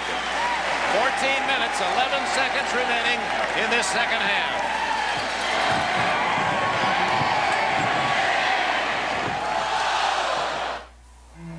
In northwest Montana, up by Hungry Horse and Lone Pine, sits Whitefish. It's a long way to anywhere from Whitefish. So when the railroad needed computer equipment here, Honeywell was the choice. A Honeywell system may not need service often, Have a nice trip. but there's a Honeywell service engineer to come take care of it, Hey, how you, Wayne? How you doing? even in Whitefish. Honeywell, you should see what we do with computers. Or his favorite golf club, Andy Williams is a sure winner. Now he hosts his own tournament, the Andy Williams San Diego Open. Don't miss exciting final round coverage coming up next on NBC Sports. We gave you the top 10. Here's the second 10. Our basketball writers bowl: Kentucky, Oregon State, Texas, Tennessee, Fresno State, Kansas State, Wake Forest, West Virginia moves into the top 20. Idaho, Memphis State, and North Carolina State tied for 20th. That is a ballot conducted this morning. Includes the games played yesterday and last night. The winners, San Diego Open, the final round. Johnny Miller in the lead. That will follow our action from the nation's capital. Another zone on now, 1-3-1 zone. St. John's has been outscored 15-4 in this second half. Russell inside. He gets 2. David Russell now with 10. Oh, unbelievable. Absolutely unbelievable. Hung in there, brought the ball back, let the man go by, then used English on the glass. The officials not certain whose ball that is. It'll be a jump ball. So no jump balls, Dick. Goes to Georgia. Well, I was going to say alternate possession, and that means it's Georgetown's ball. They're definitely playing to the rhythm of the Hoyas now. Wake Forest leading Arkansas by 4 in the second half of this afternoon. Eric Smith, or is it against Billy Goodwin? It's Goodwin of St. John's with a block, his third foul. Johnson, excuse me, Coach John Thompson was an assistant to Dean Smith on the 1976 Olympic team, gold medal winning team. Some feel he might well be the coach of the '84 team in Los Angeles. I don't think it should be done that way. I personally think that the NCAA champ in 1983 should be the head coach, and that summer they should have their tryouts, then tour Europe with their team, play 16 games, get used to the international rules, and then the kids play their seniors or junior years and be ready for 1984 in Los Angeles. The European teams are getting better. You made there's a lot of good information in a short amount of time. I want to repeat, make sure I got what you said. 3 seconds on Ewing. You're saying that not this year, but in '83, the national championship team, that coach should be our Olympic coach. Should be the head coach. He should pick his team right then and have a whole year before the Olympics to get them ready, even though they'll go back to school. Ewing to Hancock. And finally recovered by Russell. Boy, that's good defensive pressure by Georgetown. But the key to that Olympic team is they get a chance to tour that summer. 10 seconds. Doesn't matter, he threw it away. They get a chance to tour Europe that summer, the summer before the Olympics, and play 12 or 14 games with the international rules. Basketball is a team-oriented game. It's 5-10 guys playing at one, playing as one. You can't put all stars out there and expect to win the Olympics anymore. A lot of pushing and shoving inside. Hancock has it knocked away. Boy, Ewing and Jeff Allen are elbow to elbow in the lane. Watch for an alley-oop. Allen knocks it away, and Ewing goes down. Mullen has it knocked away by Brown. It'll be St. John's ball. They trail 48-36. Georgetown is just too quick in this type of game. St. John's has to settle down. There's a lot of time left, over 12 minutes. Need a basket real bad. They're down by 12. That turnover, 15-6 because of that defensive pressure. That'll be goaltending. Yep. Look at Coach Thompson. Hey, that's right. I want an ice cream soda about that high. No, he's saying the ball was only that far out of his hand. I know. Tell him, John. What do you see when he says only that far out of his hand? Watch how far out of his hand. We can't even see the ball. It's up by the ceiling. 48-38. 14 points for Goodwin to lead St. John's. Here's Floyd. And Allen fouled it. so smooth in there. He's like silk, under control all the time. Bob Kelly goes out. Number 12, Kevin Williams, in for St. John's. Well, that's the 6th foul on St. John's now. From now on, Georgetown will be shooting 1-1. Georgetown has 3 more fouls to give, so that's a tremendous advantage. Obviously, this is a 2-shot foul because he was shooting. Sleepy Floyd at the line, looking for his 13th point. He's a great athlete at Gastonia, North Carolina. He entered the county meet in the high jump for the first time ever in competition. He's 6'3". He jumped 6'6" to win it.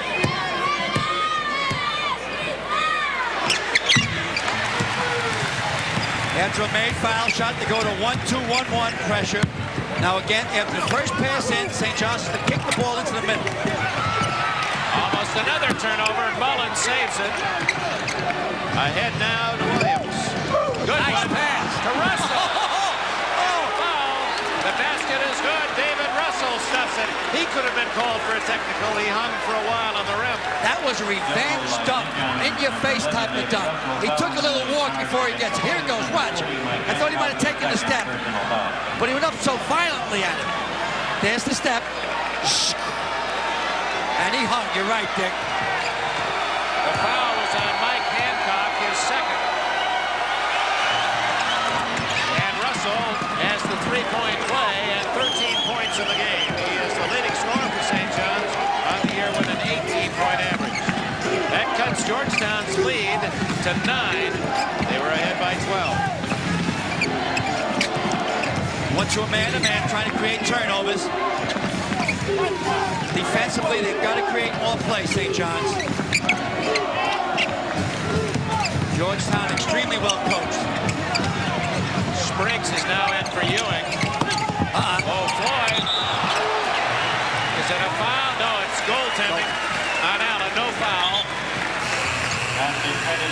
So Floyd has 16 points to lead the Hoyas. Ewing back in. Spriggs will stay in the game, and Hancock goes out. Here he goes in here. Watch the goaltending. Good call. Broke through.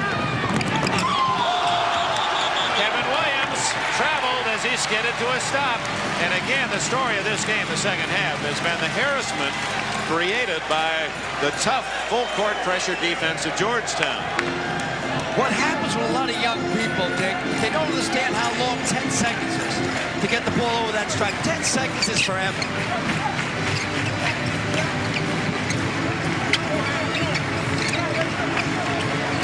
Spriggs, not there. Allen rebounds. Nice boards by Allen that time.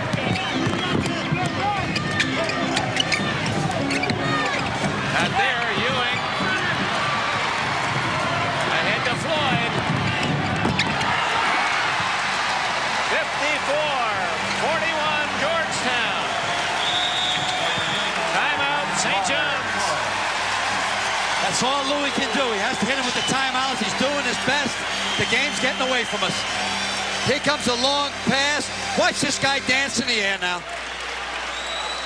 Old Sleepy, Gastonia, North Carolina. Sleepy from his baseball days as a little leaguer. He let a couple balls get by him. They said, that kid's going to sleep on the infield. Well, not on the hardwoods. Georgetown by 13. Come discover stamp collecting.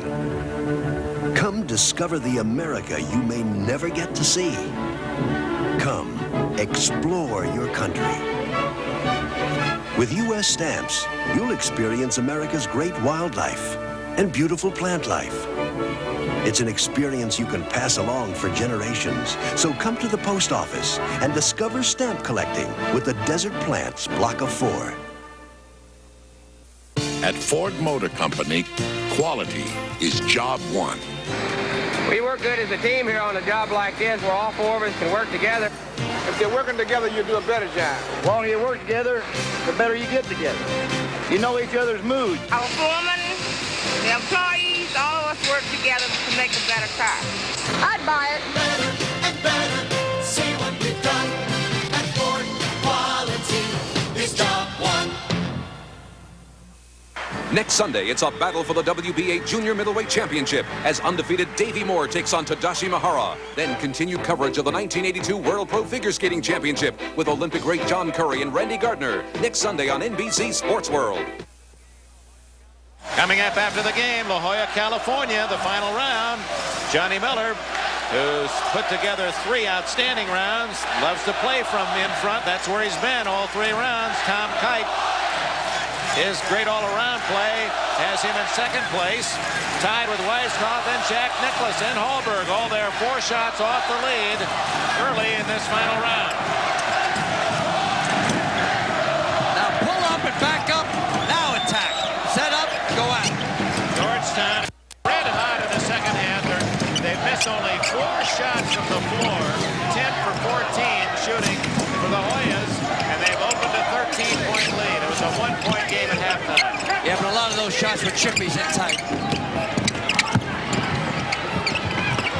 Not there. Out it comes. And Sleepy Floyd recovers for Georgetown. Sleepy Floyd seems to play with no effort. Brown back out to Floyd. Eric Smith. Less than 10 minutes.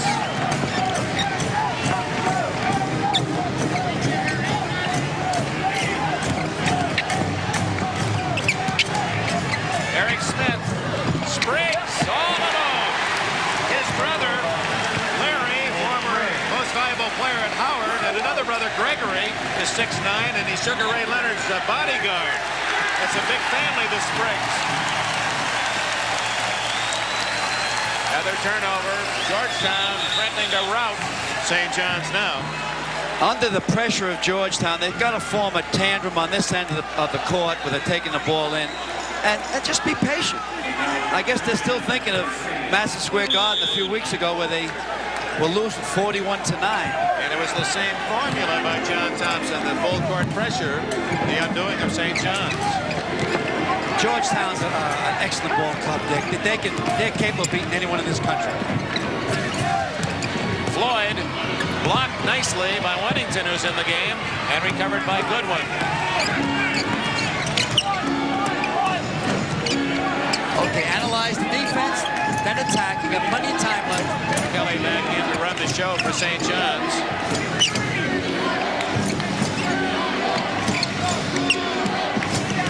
Boy, it's been a long time since I've seen that brush haircut. Weddington, number 23, the 7-footer. Yeah, when I look at Weddington, I think of Paris Island, Quantico. I think of you. I look at the pictures back in my high school, college days. That's all everyone wore was that brush haircut. Foul on Brown, number 20. San Diego open to follow. 56-41 the score here in Landover.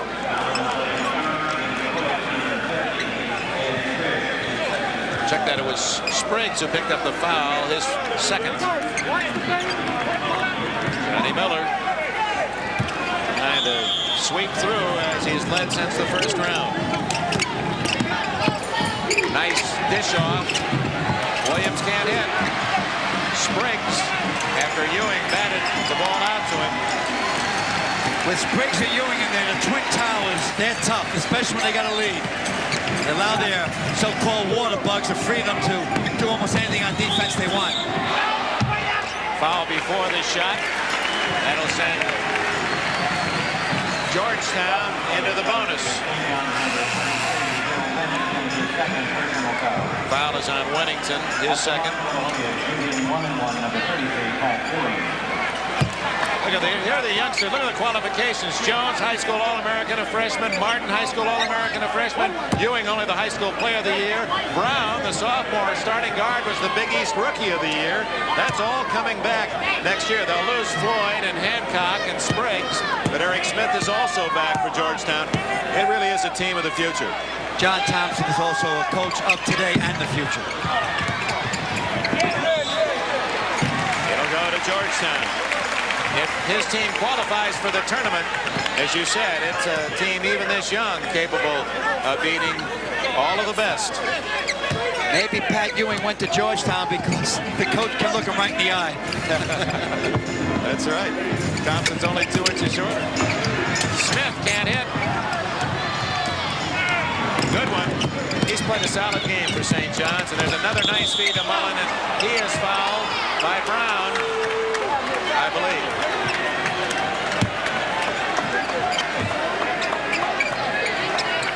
It is Brown, his fourth. David Russell returns to the St. John's lineup. They need a scoring punch. And number 11 for Georgetown, Anthony Jones comes on as Hooker and Aseka asks Goodwin, sit down.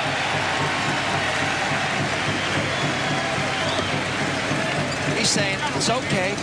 Kind of playing a little bit out of control. You're trying to rush it. We got to get back in this game slow. We're going to get back in. And he's also probably saying Georgetown is one terrific ball club. 8 minutes left. Mullen misses. What was the comment that he had in the first game? Something about the Georgetown, the very thought of them brought out a malarial fever. That's what we call New York City crack sidewalks. Mullen gets 1 out of the 2, and we have a timeout. 8 minutes and 6 seconds left here in Landover, Maryland. The Hoyas of Georgetown have a 14-point lead against St. John's. When you shoot a lot of pool and bars, you want to stay fast and loose. And you don't want to get filled up. That's why I drink light beer from Miller. It's got 1/3 less calories than their regular beer, and it's less filling. Plus, the taste is great. And even though a lot of people don't think pool is strenuous, let me tell you something. You can work up a real good thirst, even when you're just showing off. Light beer from Miller. Everything you always wanted in a beer, and less. Announcing the Owens Corning February Pink Sale. To help you fight old man winter, your Owens Corning dealer is lowering the price of pink insulation. Put an extra layer in your attic and save on fuel bills.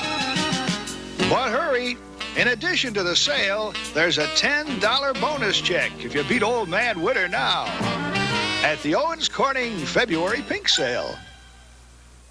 One of the great rivalries in college basketball, the Fighting Irish of Notre Dame and the Bruins from UCLA, then a battle for the WBA Junior Middleweight Championship. Undefeated Davey Moore takes on Tadashi Mahara, plus figure skating with Randy Gardner next Sunday. Games involving our top 20 yesterday and last night. Of the top 10, only 7th-ranked Texas beaten by A&M, one of our regional games on NBC, 71-69. All the rest of the top 10 winning. Of course, Arkansas, Wake Forest playing today. Second 10, Kentucky wins. Oregon State beats SC. Tennessee losing to Alabama. Tulsa wins. North Carolina State lost to Carolina. Kansas State a 1-point loser to Missouri. Wake Forest playing. Fresno State wins again. Idaho wins. And Memphis State victorious. Keep your eye on Fresno State and Memphis State. They could be Cinderella teams in the Final Four. St. John's turns the table, put pressure on Georgetown, created a turnover. St. John's gets the ball because the arrow's pointing that way. I didn't see the Indians, but the arrow is pointing that way. You couldn't wait for that one, could you? Milton Berle said that about 25 years ago, or 50. There's the arrow. Whoop, they just turned it. 56-42 the score. St. John's trails with just under 8 minutes left. They need a run. They got to push the ball at Ewing, not away from him. Kelly does not want to shoot from the top of the key. Should get around here to Chris this time. Mullen. Get around it, Mullen. That's it. There it is. The freshman can't hit it. Ewing up high for the rebound. Eric Smith. And now to the hands of Floyd.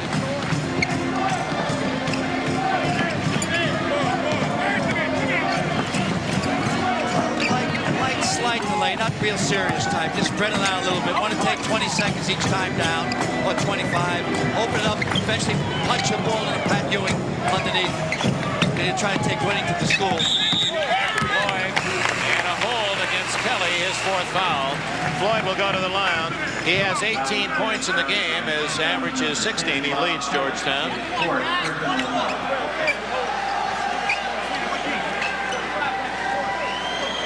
Well, Jack Nicklaus in that pack. 4 shots back at Johnny Miller out there in San Diego. Always got to watch out for the Golden Bear. Floyd at the line, looking for his 19th point. Not there. Rebound, Russell. 56-42. Georgetown leads it. It was a 1-point game at halftime. I spoke to Briggs before the game. He's a real gentleman. Seems to be the father image of the guys on the court.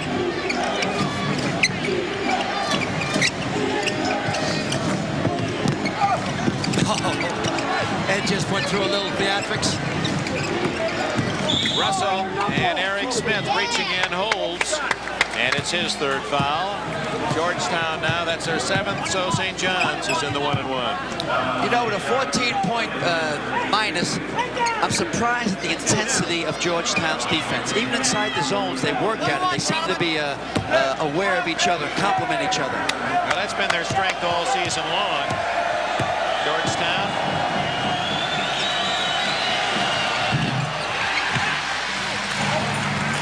Above the rim, gets the ball. Few people realize that approximately half of the rebounds are taken below the rim. Georgetown, Al, just to underline your point, is number 9 in the entire country in scoring defense and number 10 in the entire country in field goal defense. So they're just tough to score against, and Ewing is the big reason, plus all that hustle. Ewing now with 8 points after that goal. Ewing is averaging 12.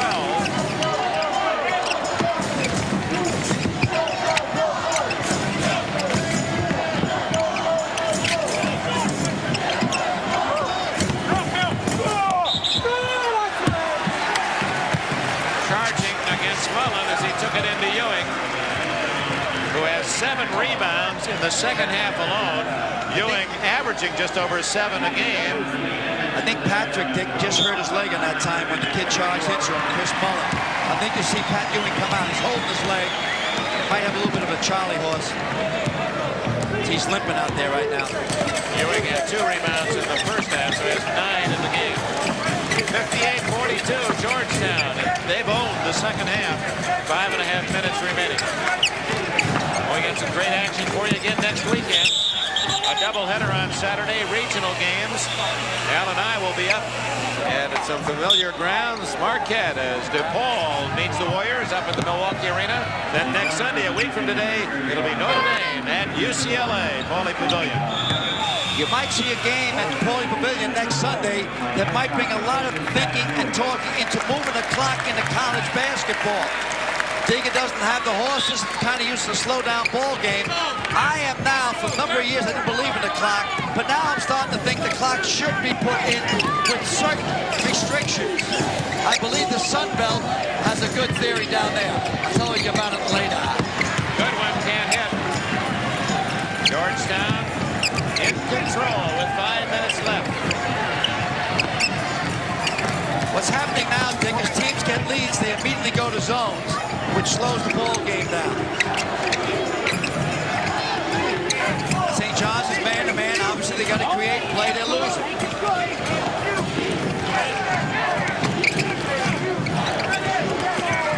Pat Ewing is on the bench. They've got his left shoe off. He looks to be okay. Oops, tough break. Kevin Williams slipping as he tried to put on his brakes. And a turnover to Georgetown. Ewing putting that left shoe back on. Apparently a little tape.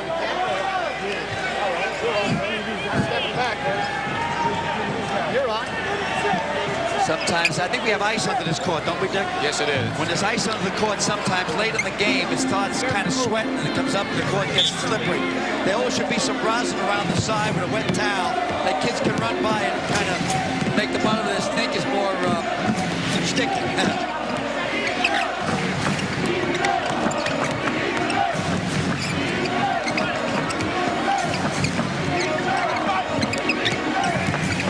16-point lead.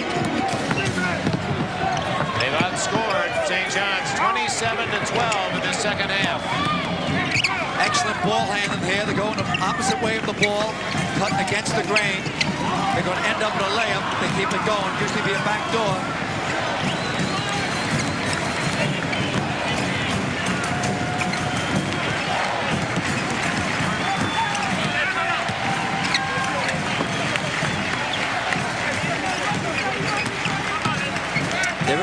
They're in a semi-delay. I thought they were looking to get some back doors. Again, just trying to kill the clock.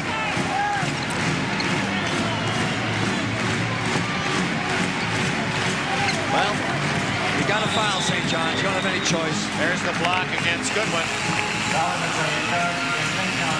And for St. John's, number 4, George Garrison makes his first appearance. The ref just went down, Dick. It is getting slippery. Number 32, Trevor Jackson, in for St. John's. Well, isn't this where you did your ice show, Dick? That's on the Figure Skating Championship, and it's the first of 5 shows appeared today before the basketball game, and it's just a sensational action, and we hope folks will enjoy that every Sunday on Sports World. Yes, it was on this ice. In fact, I think next week it's Janet Lynn, after a 6-year layoff, had 3 children, who's going to make a comeback. Eric Smith looking for his 12th point.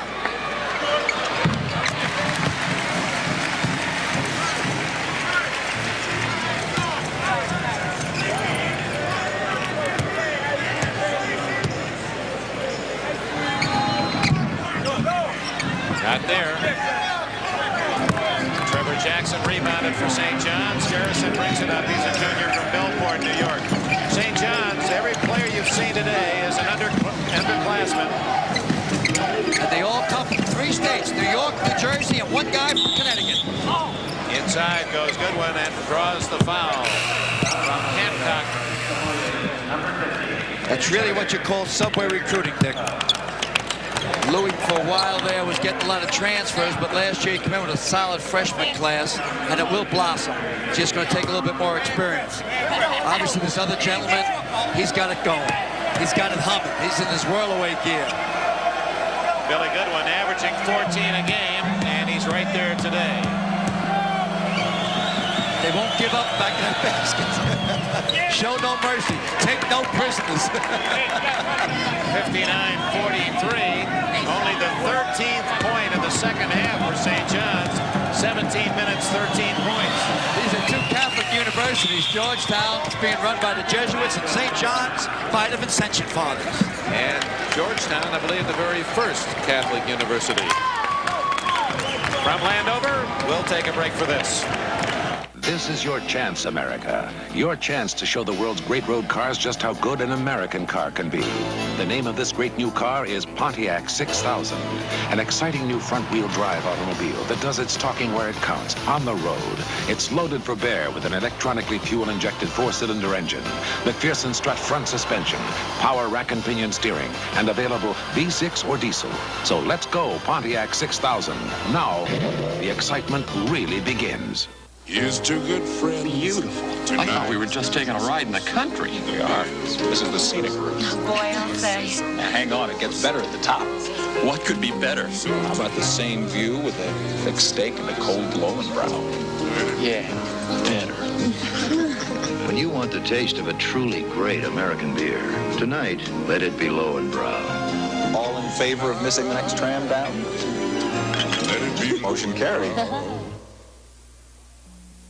Whether he's holding a microphone or his favorite golf club, Andy Williams is a sure winner. Now he hosts his own tournament, the Andy Williams San Diego Open. Don't miss exciting final round coverage coming up next on NBC Sports. With 3 minutes left, Georgetown very much in command against St. John's here at Landover. Let's now check on that Wake Forest, Arkansas game. Alvin Robertson short. And the loose ball to Wake Forest. Welcome to those of you who have been following the St. John's Georgetown game in the East.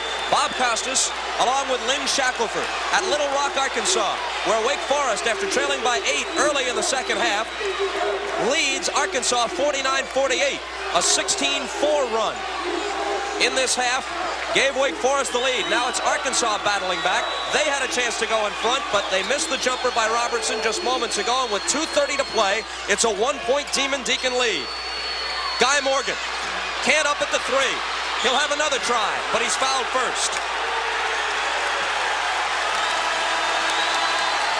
Wait a minute. They're walking the other way. An offensive foul on Morgan as he tried to muscle up for the shot. I'm not sure Carl Tacey wanted him to take the first shot, and I think if he had his way, he would have told him after he took the first shot and got the rebound, bring it back out again. He didn't want him to go in the way he did. Timeout Arkansas, 2 minutes and 25 seconds left. Wake Forest 49 and the Razorbacks 48. Well, I know what Eddie Sutton and his team. Dick Enberg, Al McGuire, back at the Capitol Center in Landover, where Georgetown running out the clock, 2:05 down to 2:02. They lead 59-44. St. John's, get this now, St. John's has not scored a field goal in nearly 10 minutes. Their last field goal was at the 11:49 mark. I want to thank Steve Dance for statistical work yesterday up at Syracuse, again today down here in the nation's capital. Just a tie-up, and the ball went to Georgetown. Next tie-up goes to the Indians. And a foul outside. That will send Fred Brown to the line. Nothing Lou can do about the fact that the ball won't drop for him. Well, he's had some great wins. He won the Holiday Classic, beat Kansas, and I also think he beat Villanova. Yes, he did. Pat Ewing returns to the Georgetown lineup, and Spriggs goes out. Now watch, Pat Ewing goes down court. He doesn't even stay up for the foul shot. He went over to speak to the coach for a second. He'll go back down court in that one-man zone we've been telling you about. He's almost like a goalie. I guess if he did know how to ice skate, that if he became a goalie, you'd win the Stanley Cup. Number 21, Larry Washington, in for St. John's. He's their only senior from Brooklyn. Also in, number 14, Mark Calzanetti, as Lou Carnesecca gives some of his seldom-used reserves a chance. Nice high rebound by Trevor Jackson.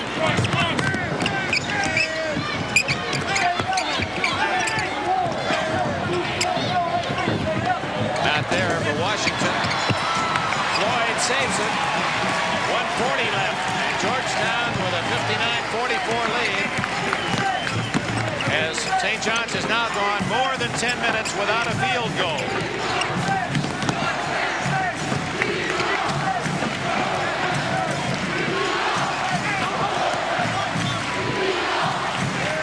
Our most valuable player from Honeywell. We'll announce that shortly. Washington with a foul.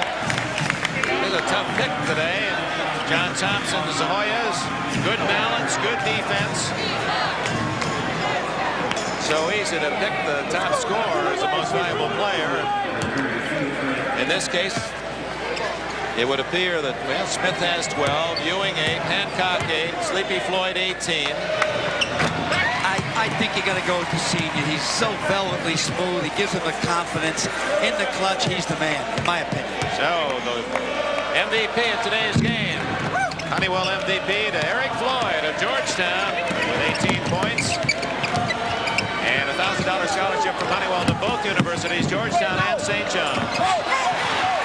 Woo, Ewing throwing those arms as he pulls down another.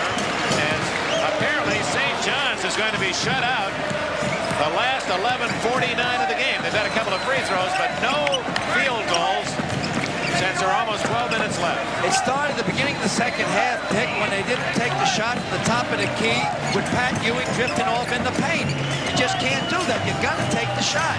You can't play tentative. Eric Smith. Clock running down. Georgetown will improve its Big East mark. This will be their 16th win, 5 defeats. Fred Brown scores and he is fouled.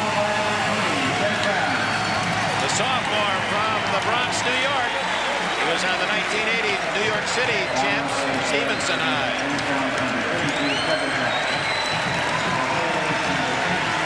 The executive producer of NBC's basketball is Don Ohlmeyer. Coordinating producer George Finkel. Today's game from Landover was produced by Kenneth Roy Edmondson, directed by Harry Coyle. Our feature producer David Neal, Larry Stucker, technical director and associate director John Libretto. When I asked John Thompson about pressure, he said, I'd rather have pressure with good players than bad players. Well, he has good players. Just seconds left. St. John's trying to get, there it is. Calzanetti gets the first field goal in over 11 minutes for St. John's. Here's Call. He's a fine baseball player on the Georgetown team. Final seconds. Garrison. And the buzzer. It's 16-5 now for John Thompson's Georgetown Hoyas. St. John's